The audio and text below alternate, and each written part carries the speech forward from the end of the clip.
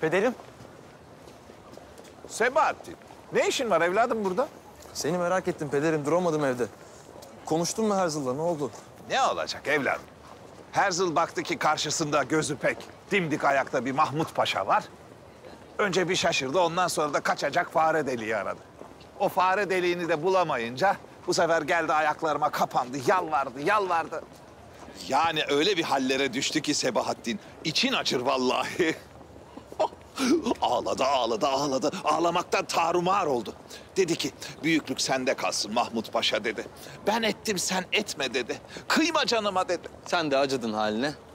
Büyüklük gösterip bağışladın tabii ha pederim. Yani affettim.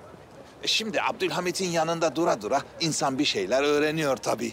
Eski Mahmut Paşa olsa ne merhamet edeceğim kefereye. Hiç acımam. Ama işte bunları biz seninle akşam teferruatıyla bol bol konuşuruz. Şimdi önce şuradan bir gazete alayım, oradan da saraya gideceğim ben. Hadi. Tamam hadi. pederim. Paşam hoş geldiniz. Buyurun. Allah'ım bize ne olur yardım et, bir yol göster. O vaziyetten nasıl kurtulacağız biz kızlar, ne yapacağız? Arabacı dur. Ne oldu hala? Eniştenizi gördüm kızım. Şeytana pabucunu ters giydirir de bize muhakkak bir çare bulur. Mahmut! Seniham! Mahmut! Hayırdır nereden böyle? Sorma Mahmut, sorma. Başımıza neler geldi. Mahvolduk biz. Hayırdır ne bu böyle be? Ateşe düşmüş Marmara çırası gibi bağırıp duruyorsunuz. Hayırdır? Ateşe düşseydik başımıza bir bardak su döken bulurduk da kurtulurduk belki. Bu defa çok fena Mahmut, çok fena. Büyük felaket. Yahu ne oldu bir anlat hele.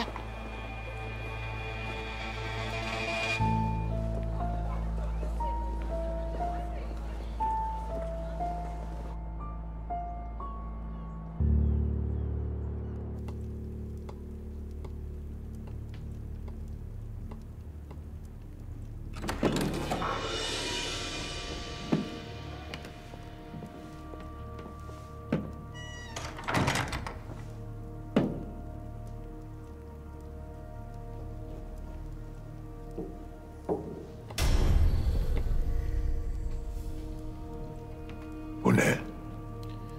Biz bu topraklarda 1000 yıldır varız. Bu da tapu senedi.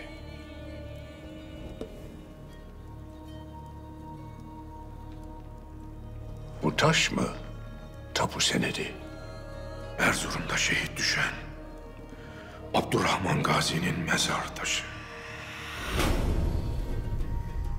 Mezar taşları mühürdür. Biz bu topraklara mührümüzü 1000 yıl önce vurmuşuz. Ne yaparsanız yapın. Bu topraklarda, yeni dünyada Türkler olmayacak. Roman Diyojen de aynı şeyi söylemişti. Sultan Alparslan'ın esiri oldu. Şimdi senin olduğun gibi. Mesele de bu.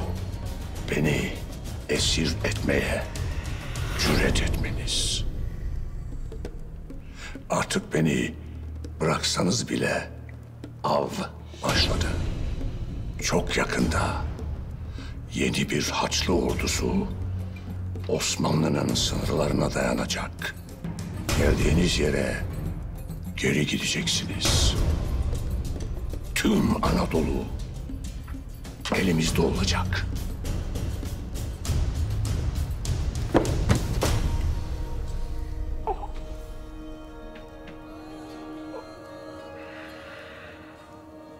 Elinizde sadece kaybetmenin acısı olacak.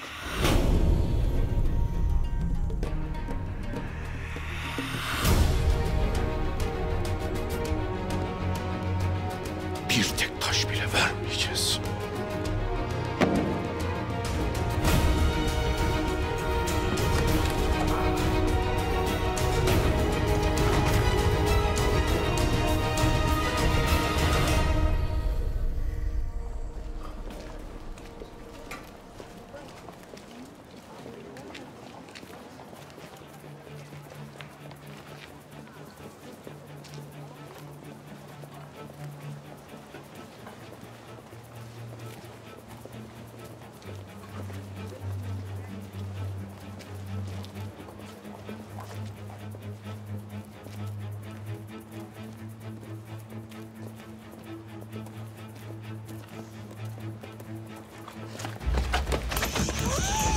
Bırak şu keseyi.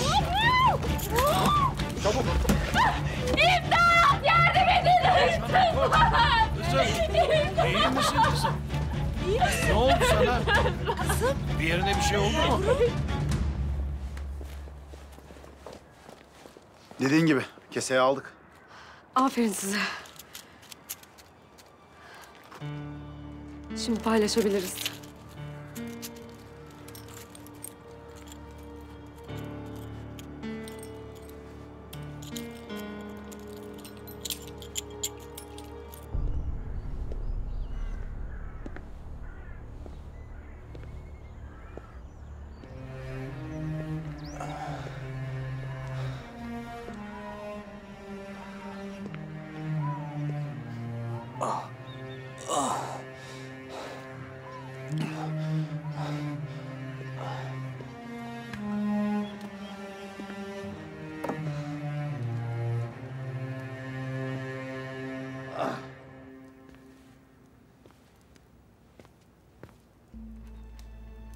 Bidar Sultan her şeyi öğrendiyse, hünkârımızın öğrenmesi de an meselesidir.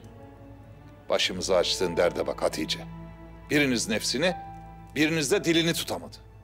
Bidar Sultan her şeyi biliyor sanmıştım. Ablama bağışlasın diye yanına gitmiştim. Sizin yüzünüzden hepimiz yanacağız. Farkında mısınız? Ben malumatınız olmadığını söylerim. Onlar da inanırlar. Kızım, senin sözüne artık kimse itimat etmez. Seniham,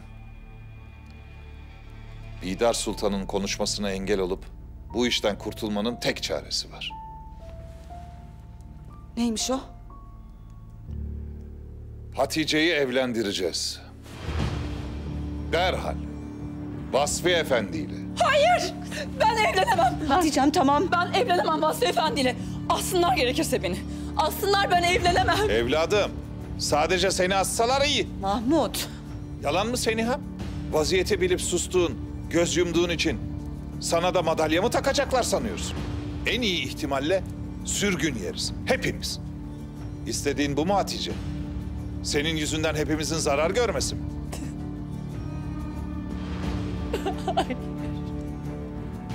Seniham, derhal Bidar kadınla konuş. Hatice Sultan'ın kızının saadetine artık mani olmayacağını, zira Vasfi Efendi ile ivedilikle evleneceğini söyle. Sultanım.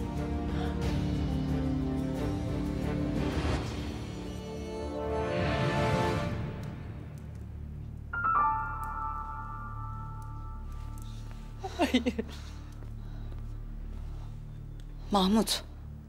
Seninle dışarıda biraz konuşalım mı? Mahmut gelir misin?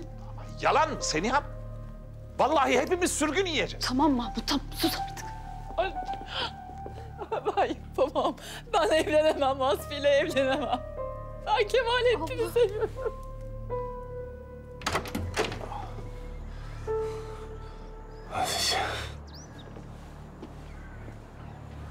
Hayırdır? Burada ne işiniz var Kemalettin Efendi? Hatice'yi görmem gerek. Hala mı paşam? Yapmayın ne olur. İyi değilsiniz de zaten. Asıl şimdi onun yanında olmam lazım. Madem Bidar Sultan öğrendi, herkes öğrenecek. Artık kimseden kaçmak, saklanmak yok. Kemalettin Efendi, siz resmen delirmişsiniz. Buna müsaade edemem. Lütfen bir daha kapımıza gelmeyiniz. Mahmut Paşa, Hatice'yi görmeden hiçbir yere gidemem. Olmaz dedim. Hatice. Mahmut ne yapacağız şimdi? Onun buraya geldiğini öğrenirlerse bizi yaşatmazlar.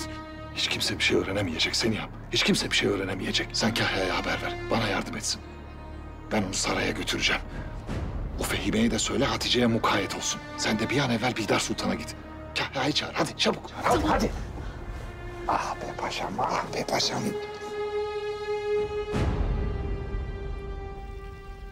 Hünkârım, Parus'un adamı Vladimir'le görüştüm. Takas yapılacak. Sadece onda ve bende silah olacak diye konuştuk. Lakin hünkârım, müsaade ederseniz biz yine de tedbir alalım derim. Bak evladım. Biz her vakit verdiği sözü tutmuş bir millet olduk. Söz vermek çiçek vermeye benzemez. Geri alamazsın. Ne söz verdiysek aynen öyle olacak.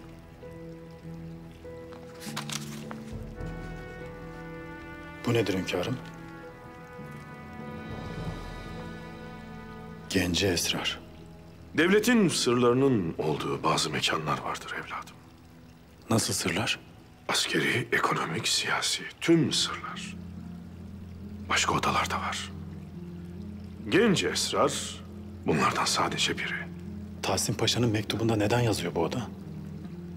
Paşa bunu mektubuna sırlamış. Gence esrarı bildiklerini ve buna dair bir tehlike olduğunu söylüyor. Bu odadan ne almayı murad ederler hünkârım? Evladım,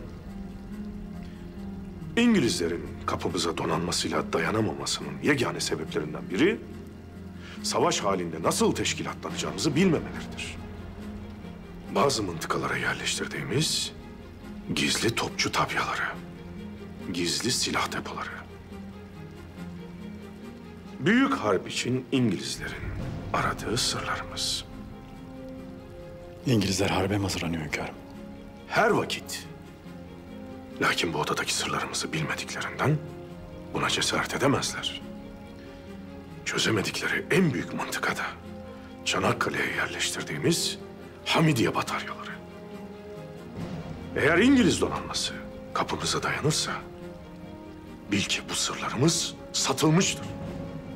İşte bu sebeple evladım Tahsin Paşa'yı onların elinden mutlaka almalıyız.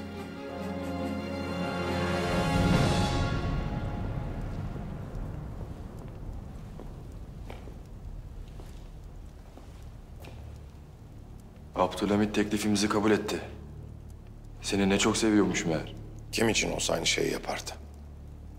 Bir Müslümanın canı yansa onun ruhu titrer. Gidiyoruz Dede Evrim. Siz Allah'ın izniyle asla kaybetmeyecek bir zatla harp ediyorsunuz.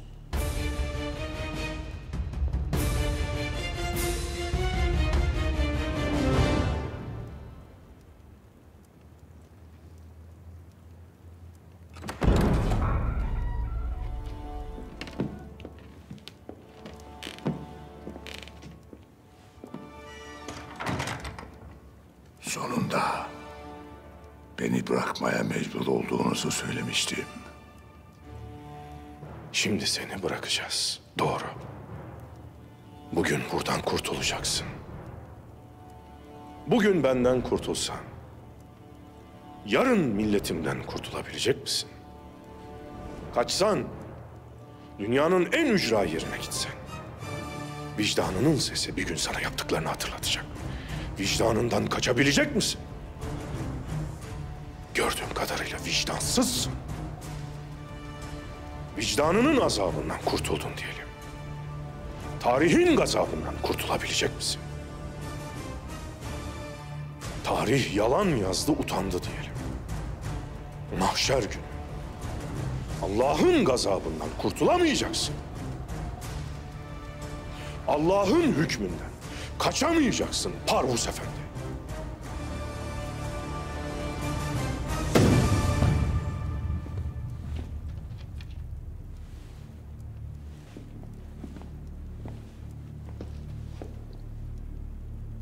Osmanlı'yı teslim aldığımız gün sana bunları hatırlatırım. Sultan Hazretleri. Var mı? Ölecek adamınız var mı? Bizim tarih boyunca burayı yurt etmek için kan döken şehitlerimiz var. Malazgirt'ten beri. Bizden bu toprakları almak isteyenlerden o kadar can almadan bir karış toprak vermeyiz. Ölmeye hazır o kadar adamınız var mı? Yok. Yok. Bu savaşın tek neticesi var Parvuz Efendi. O da Allah için can verenlerin zaferi.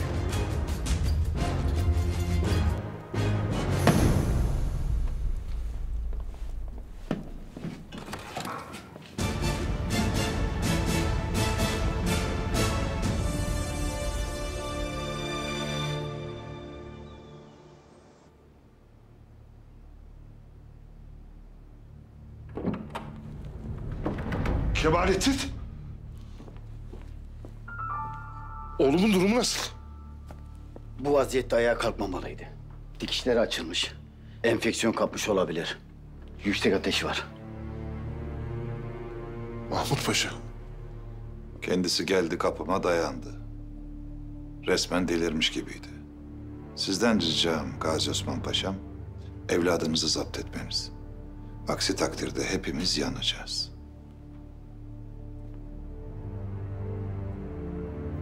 Benim Kemalettin'le konuşmam lazım. O muhakkak bir yolunu bulur.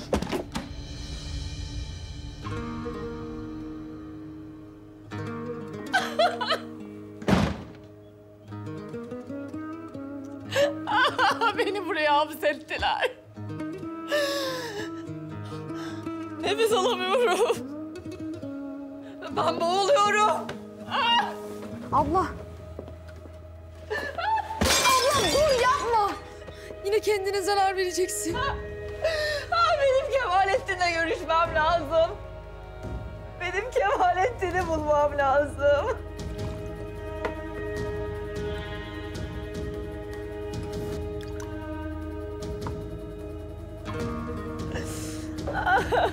Hadi abla. Al biraz su iç. Halam seni kurtarmak için saraya Bidar Sultan'ın yanına gitti. Dua edelim de onu ikna etmeye başarsın. Vasfi Efendi zaten dünden razı. Eğer hünkârımız münasip görürse Hatice ile hemen nikahlarını kıyarız. Bu mesele de burada kapanmış olur. Bu kadar basit öyle mi? Vasfi Efendi'ye söylediniz mi zevcisinin gönlünün Kemalettin Paşa'da olduğunu? Bakalım gerçeği öğrendiği zaman da bu kadar heves edecek mi Hatice Sultan'la evlenmeye? Bidar Sultan, hepimiz gençken hatalar yaptık. Gönlümüz yanlış kişilere düştü. Hatice de evlendikten sonra muhakkak ki kocasının kıymetini bilecek ve mazisine de bir perde çekecektir. Benim gönlüm her zaman hünkârımızdaydı. Sizin vaziyetiniz değişik olabilir Seniha Sultan. Lakin siz susmakla çok büyük bir hata yaptınız. Hatice'ye arka çıkmış oldunuz. Benim maziyle ilgili yapabilecek emin olun hiçbir şeyim yok artık. Mühim olan bundan sonrası. Hem hünkârımızın canını sıkmayalım hem de Naime Sultanımızı üzmeyelim. Siz madem hünkârımız ve Naime'yi bu kadar düşünüyordunuz, neden bu münasebete göz yumdunuz? Ortaya çıkmayacak mı zannediyordunuz? Er ya da geç bütün gerçekler ortaya çıkıyor Seniha Sultan. Bakın görüyorsunuz işte. Bu rüsvalığa sizin gibi sessiz kalıp hünkârımıza mahcup olmaya niyetim yok benim. Ayrıca Naime de bir yalanın içinde mutluluk yaşamaktansa eminim gerçeğin kederini tercih edecektir.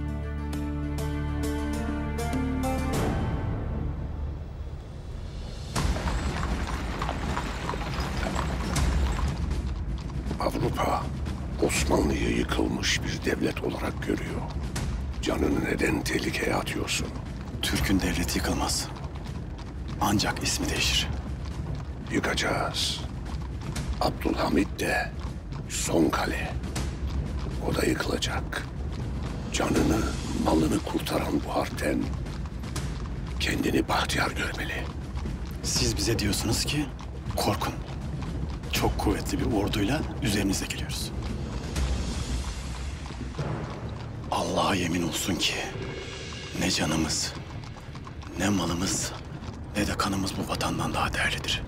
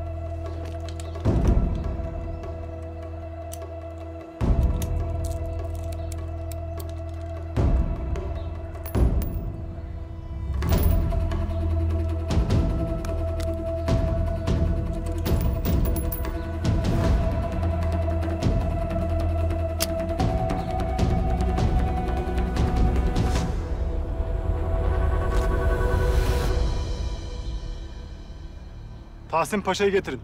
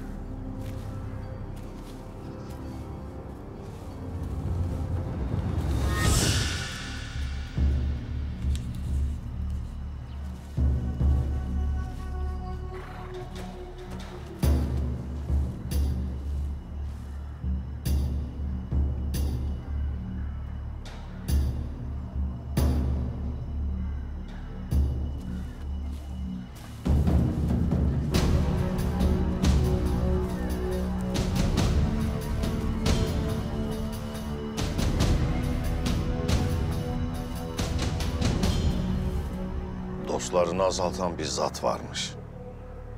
Dostlar azaldıkça düşmanları da azalmış. Tahsin Paşa, sizinle sohbet etmek çok isterdim.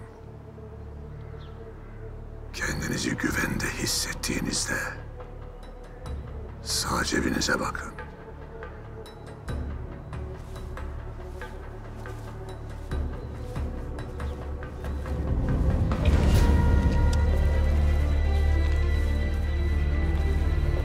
Halime kadını görmek istiyorsan geri dön.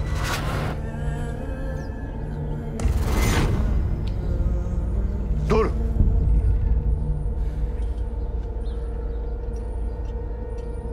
Tahsin Paşam, hünkârımız sizi bekler.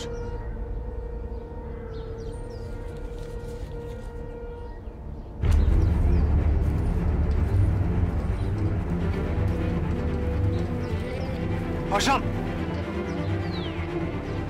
Geri dön Murat Efendi.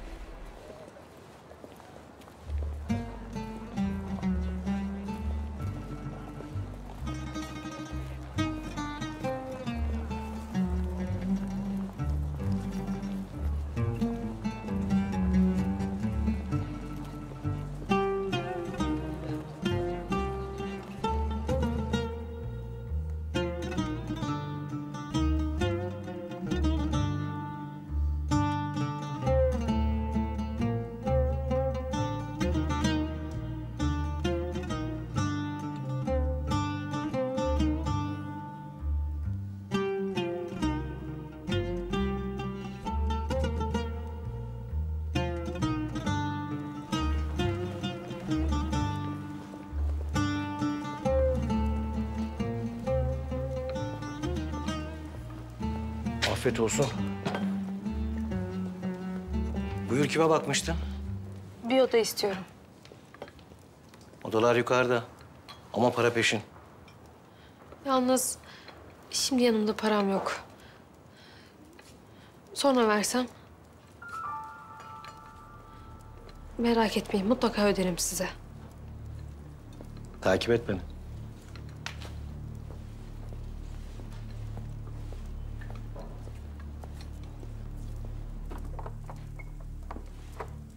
Geç bakalım.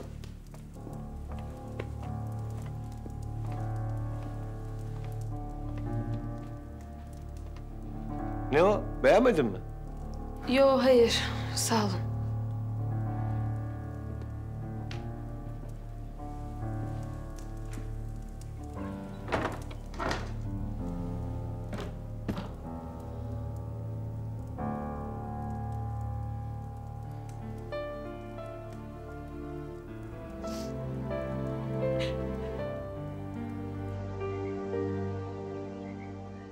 Herzl'la konuştunuz mu? Elbette konuştum hünkârım. Bay Herzl sizinle görüşebilmek için her şeyi yapmaya hazır. Ama Herzl sizden ne isteyecek? Daha da önemlisi siz Herzl'dan ne isteyeceksiniz? Gel. Hünkârım. Tahsin Paşa? Maalesef hünkârım. Nasıl olur? Her şey tertip edildiği gibi oldu hünkârım. Parvus'u verdik. Tahsin Paşa'yı aldık. Lakin Tahsin Paşa kendi ayaklarıyla geri gidip teslim oldu. Niçin Murat Efendi? Niçin? Hünkârım, Tahsin Paşa'nın validesini rehin almışlar. Tahsin Paşa teslim olduktan sonra cebinde bir not buldu. Geri dönmeye mecbur kaldı hünkârım. Kalleşler. Bunların cibiliyeti böyle. Kadınları kaçırırlar. Çocukları öldürürler. Genç yaşlı demeden herkese zulmederler. Herzl'dan ne istiyoruz diye sormuştunuz ya paşa. Ondan Parvus'u istiyoruz.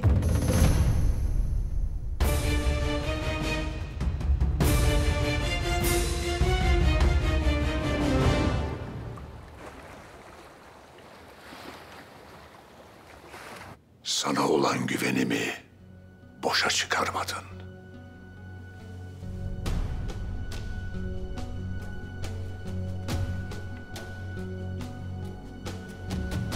Tanrı seni ve davamızı korusun. Abdülhamid'i Tahsin'le bir daha vuracağız. Ne yapacağız? Abdülhamid'in Yunan Harbi'nde harp suçu işlediğini bütün dünyaya duyuracağız. Bir vesika ve mahkeme lazım. Mahkeme kurulacak. Dava görülecek. Nasıl? Kapitülasyonlarla Osmanlı'da gayrimüslimlerin yargılanması için sefaretlere izin verildi. Sefaretler yıllar içinde Müslümanların davasına bakmaya başladı. Kimi yargılayacağız? Tahsin Paşa'yı.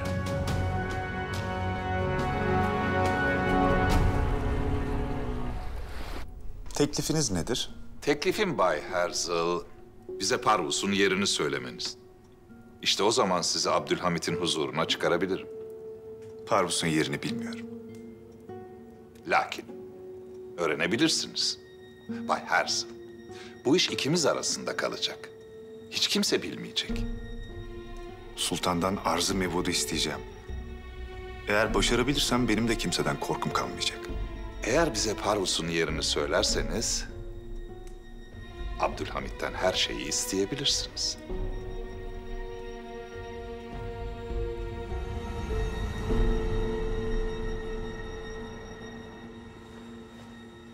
Naime nerede? Odasında mı? Kemalettin Paşa'nın yanına revire gitti.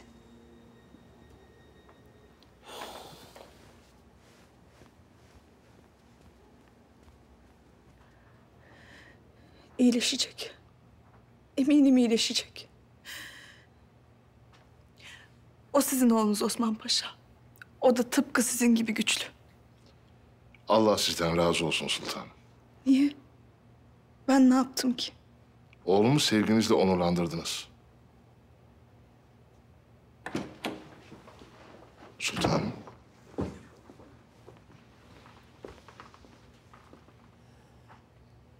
Nasıl vaziyeti?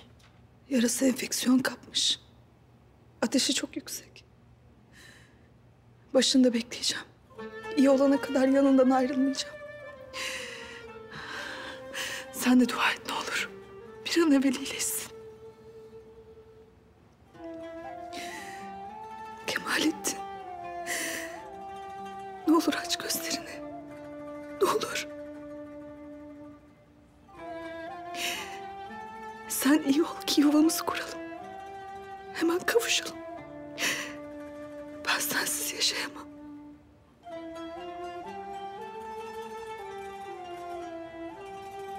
Bidar Sultan bir müddet sessiz kalmayı tercih edecektir.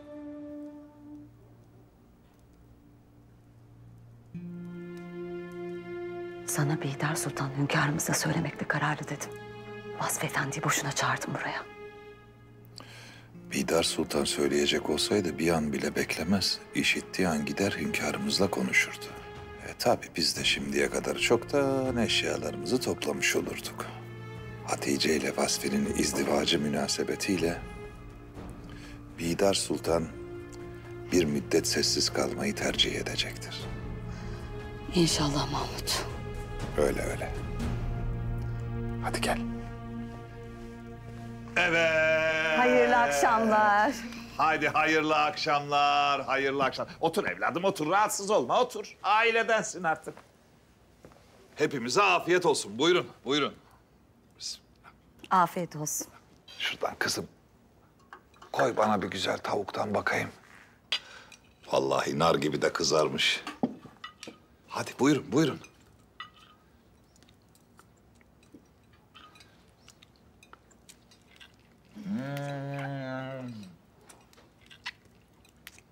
Vasfi oğlum, çekinme canım. Artık sen de aileden sayılırsın. Al istediğini, buyur. Teşekkür ederim paşam.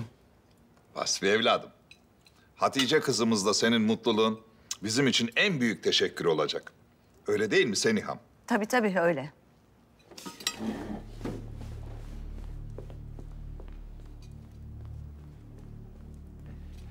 Sultanım çok üzgün görünüyor. Evladım şimdi kolay değil tabii. Ne de olsa yüreğinde acısı var. Lakin Vasfi evladım, senin sevgin onun yüreğindeki acıları zamanla iyileştirecektir. İnşallah paşam. İnşallah. Hem eskiler boşa mı demiş, nikahta keramet vardır diye, değil mi? Vasfi.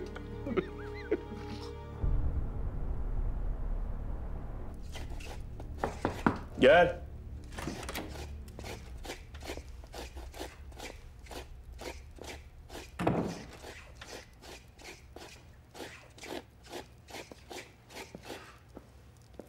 Hünkârım, hala çalışıyor musunuz? Uyumak kabil değil sultanım. Gönlüme eğiliyorum. Anlıyorum. Tahsin Paşa'mızın başındaki bu musibet inşallah tez zamanda defolur. Onun başını devletin başından ayrı düşünemeyiz. Ona musallat olanlar bunu biliyor. Gayeleri Tahsin Paşa'yı değil, devletin bekasını yıkmak. İnşallah muvaffak olamayacaklar. İnşallah.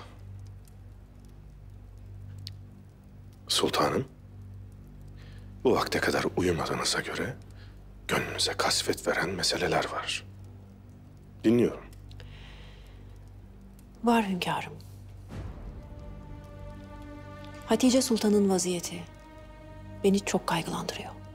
Kendisiyle konuştum. Bir derdi, bir arzusu var mı diye sordum. Bir şey söylemedi. Şayet düşündüğünüz bir çare varsa bilmek isterim. Elbette var. Tahsin Paşa'nın akıbeti böyle meçhulken bunu dilemek pek münasip olmayacak. Lakin bana sorarsanız Hatice Sultan'la Vasfi Efendi'nin nikahını ivedilikle yapmamızda fayda var.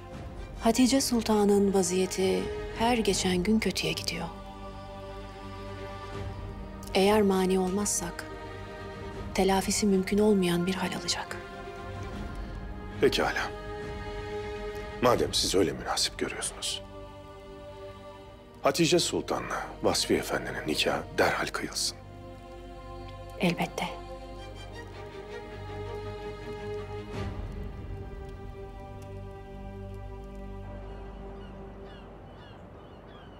Başka yerlerden duymadan diplomatik nezaket gereği benden duymanızı istediğim bir husus var Hünkâr Hazretleri. Neyle alakalı? Tahsin Paşa sefarette hakim karşısına çıkacak. Bu ne cüret? Kapitülasyonlar sefaretlere bu hususta yol açmıştır. Suçlamanız nedir? Yunan Harbi'nde Osmanlı askerleri bir köyde katliam yapmış. Emrin altında Tahsin Paşa'nın imzası var. Vesika elimize yeni geçti. Bu da nüshası. O vesika sahtedir. Daha bakmadınız bile. Osmanlı bu topraklara 600 yıldır hükmediyor. Ve hükmettiği vakitlerde hangi masumun kanına girmiştir ki bir vesika bizi buna inandırsın? Bu vesika bu sebeple sahtedir. Ona mahkeme karar verecek. Siz Tahsin Paşa'yı değil, Osmanlı'yı yargılıyorsunuz. Lakin neye dayanarak bir Osmanlı paşasını İngiliz sefareti hangi hukukla mahkeme edebilir? Dediğim gibi kapitülasyonlarda verilen haklar. O kapitülasyonlarda sefirlere verilen mahkeme yetkisi sadece gayrimüslimler için geçerlidir. Eğer mesele iki Osmanlı tebaası arasında geçiyorsa öyle. Burada meselenin Yunan köylülerini alakadar eden tarafı da var.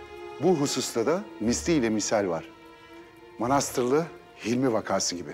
O vaka tam manasıyla Rus konsolosun oldu bittiye getirdiği bir iştir. Bizden evvelki sultanlar zamanında olmuştur. Elimizde bir misal dava var hünkârım. Bu hususta isterseniz İngiliz hükümetiyle temasa geçiniz. Ama biz bildiğimizi yapacağız. Güçlülerin hukuku haklıdır dersiniz. Yanılırsınız. Haklıların hukuku güçlüdür. Elbette ki paşamızı sizin vicdanınıza bırakmayacağız.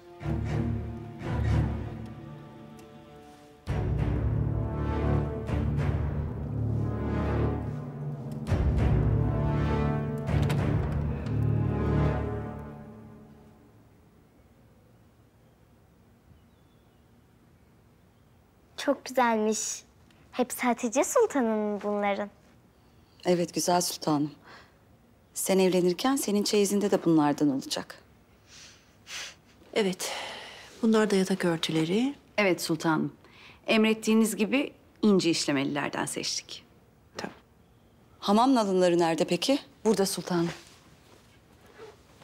Benim piyano talimim var. Ben size eşlik edeyim sultanım.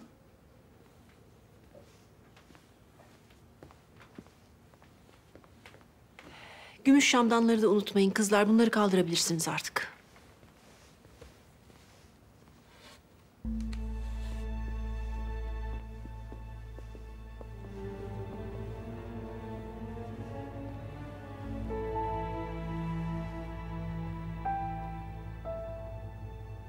Sağ olun Bihter Sultan.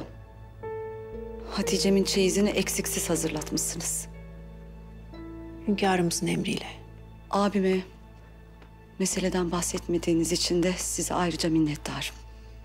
Boşuna minnettar olmayın. Sizin için yapmadım. Ben Naime'nin sükutu hayale uğramasını istemediğim için söylemedim. Benim de niyetim buydu zaten. Bu vaziyetten en çok kederlenecek olan Naime Sultan'dı. O kadar da samimi görünüyorsunuz ki yani neredeyse inanacağım. Siz inansanız da inanmasanız da benim niyetim halisti. Hatice de Naime de benim yeğenlerim. Elbette ikisinin de mesut olmasını isterim. Ama ne yazık ki bu isteğiniz olmayacak. Çünkü birinin saadeti diğerinin kederi olacak.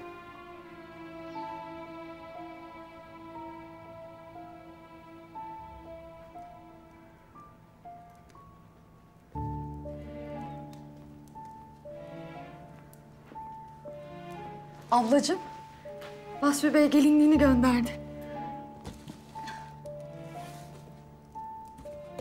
Ay, şunun güzelliğine bak.